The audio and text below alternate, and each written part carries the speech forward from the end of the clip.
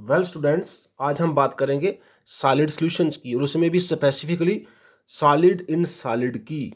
तो ऐसे सॉल्यूशन जिसमें both solute and solvent are solids, तो solute and solvent both are solids, they are called solid in solid type side these solid solutions. उस जैसे example हमारे पास है allies. ये बच्चे दो टाइप के हम देखते हैं। एक हैं बच्चे सब्स्टिट्यूशनल सॉलिड सॉल्यूशंस, ऐसे सॉलिड सॉल्यूशन जिसमें जो सॉल्वेंट और सल्यूट का दोनों सॉलिड्स का जो साइज है वो ऑलमोस्ट सिमिलर होता है। जैसे हमारे पास अलाइज है, जैसे एक ब्रास अलाय है ऑफ कॉपर एंड जिंक, इसमें कॉपर और जिंक का साइज ऑलमोस्ट सिमिलर होता है। तो some of the copper sites are occupied by zinc sites, these are normal lattice sites. जैसे हमने ये एक एग्जांपल बनाने की कोशिश की है, जो हमारे पास सॉलिड स्फीयर्स हैं कंप्लीट वो हमारे सॉल्वेंट्स हैं, और जो डॉटेड स्फीयर हैं वो सल्यूट्स हैं। तो सल्यूट्स जो कि डॉटेड हैं उन्होंने लैटिस साइड कवर कर लिए हैं of the solvent, these are called substitutional solid solutions. इसमें सॉल्वेंट और सल्यूट का साइज जो है वो मैच करता है। सेकंड हमारे पास है बच्चे इंटरस्टिशियल सॉलिड सॉल्यूशन। जैसे नाम ही बता रहा है, इसमें some of the interstitial sites of the solvent solid are covered by the solute solid.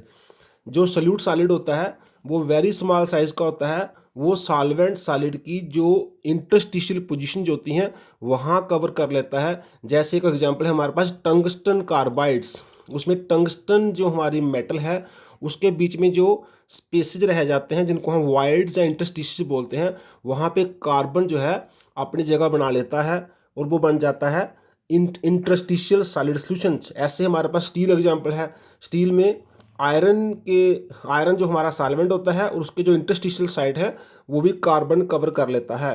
So solid solutions जिसमें सॉलिड एंड सॉलिड बेसिकली दो टाइप का हम डिटेल में करते हैं, सब्स्टिट्यूशनल and interstitial solid solutions.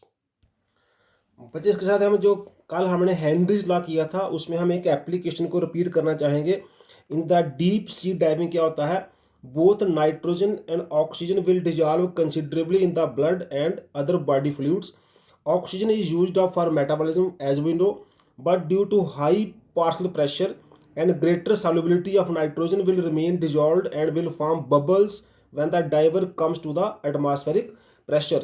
These bubbles affect our nerve impulse and give rise to disease called bends or decompression sickness. To avoid bends and also the toxic effects of high concentration of nitrogen in the blood, the cylinders used by the divers are filled up with air diluted with helium.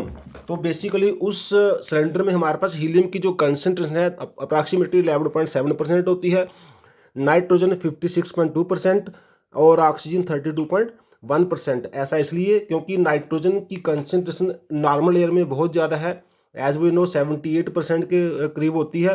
तो nitrogen की मोर solubility under high pressure की वजह से हम उस mixture को इस form में चेंज कर लेते हैं। जी हम कल वाली जो हमारा हेनरीज लॉ है उसकी हमने एक एप्लीकेशन रिपीट किया है।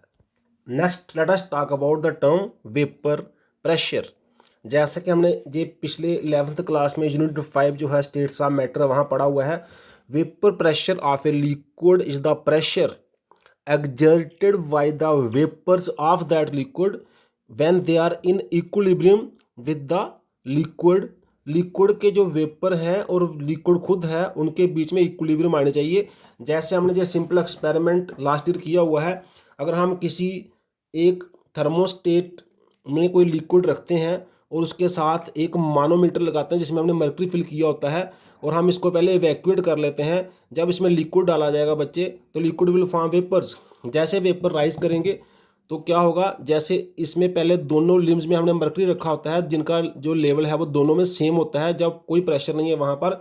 जैसे वेपर बनेंगे मर्क्यूरी का जो जे वाला लिम्ब है इसका डाउनवर्ड आना स्टार्ट हो जाएगा और इधर से अपवर्ड आना स्टार्ट हो जाएगा। ये stage will reach when they mercury limbs in both the limbs level जो है वो कांस्टेंट हो जाएगा, फर्दर फॉल मर्क्यूरी का लेवल नहीं करेगा। एट द स्टेज हम सपोज करते हैं कि जितने पेपर बनने हैं वो बन चुके हैं। At this stage there exists and dynamic equilibrium between the vapor state and liquid state means rate of formation of vapors becomes equal to rate of condensation of vapors at that stage जो भी इस vapour का pressure होगा in equilibrium with the liquid वो हमारा उस liquid का vapour pressure हो जाएगा एट दैट टेम्परेचर, क्योंकि टेम्परेचर चेंज करने से ये चेंज हो जाता है। बच्चे vapour pressure of the liquid जो है वो जनरली दो मेन फैक्टर पे डिपेंड करता है। पहला फैक्टर है nature of the liquid, liquid कैसा है। किसी लिक्विड में क्या होता है, जो इंटरमॉलिक्यूलर फोर्सेज ऑफ इंटरेक्शन है दे आर स्ट्रांग, तो उनका वेपर प्रेशर कम होता है क्योंकि मॉलिक्यूल की एस्केपिंग टेंडेंसी कम होती है।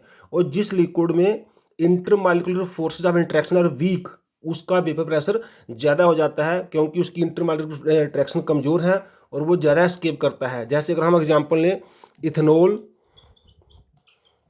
ईथर और वाटर की, तो ये कॉमन एक्सपीरियंस है। इनमें सबसे स्ट्रांग जो इंटरमॉलिक्यूलर फोर्सेज हैं वो वाटर में है, तो इन तीनों में सबसे एट द सेम टेम्परेचर सबसे कम वेपर प्रेशर होगा वाटर का। उसके बाद इंट्रैक्शन उससे कमज़ोर है इथेनॉल में और सबसे वीक है ईथर में।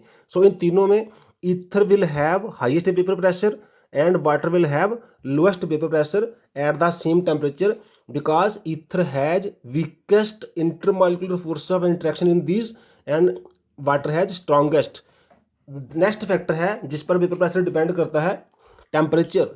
जैसा हम जानते हैं टेम्परेचर बढ़ाने से escaping tendency will increase because the particles of the liquid will acquire kinetic energy. As they acquire more kinetic energy they can overcome the intermolecular forces of interaction and therefore escaping tendency increases। उनके हवा में जाने की tendency बढ़ जाती है और उनका वेपर प्रेशर भी बढ़ जाता है। सो temperature always increases vapour pressure for a liquid. बच्चे अगर हमारे पास मिक्सचर ऑफ लिक्विड्स होगा मींस लिक्विड इन लिक्विड का सोल्यूशन होगा, तब जो vapour pressure of the solution है वो दोनों के पार्शियल प्रेशर पे डिपेंड करेगा। मींस उसका जो सोल्यूशन वाला जो लिक्विड लिक्विड सोल्यूशन होगा उसका जो टोटल वेपर प्रेशर है वो sum of the partial vapour pressure of all the components of the solution आएगा। इसको हम डिटेल में नेक्स्ट लेक्चर में करेंगे अंडर राउल्ट्स लॉ। आज के लिए इतना ही। Thanks very much.